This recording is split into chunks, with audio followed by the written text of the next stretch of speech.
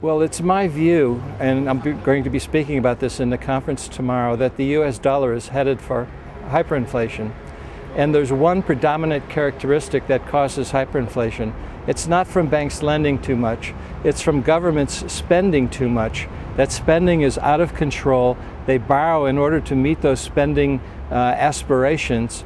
The central bank then takes that government debt and turns it into currency.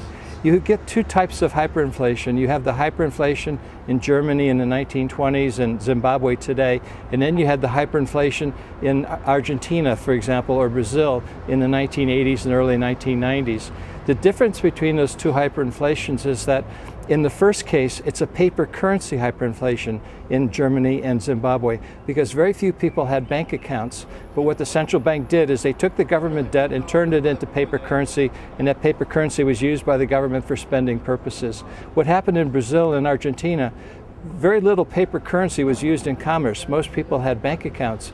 So what the central bank did is they took the government debt, turned it into deposit currency, and that caused inflation by putting zeros on your bank account as opposed to lots of different paper.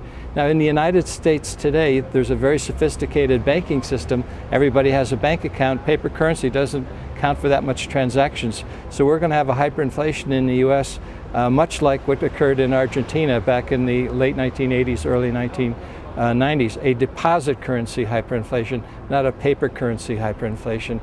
And my view is that you're going to start seeing clear signs of hyperinflation by the end of this year, first quarter of next year at the latest.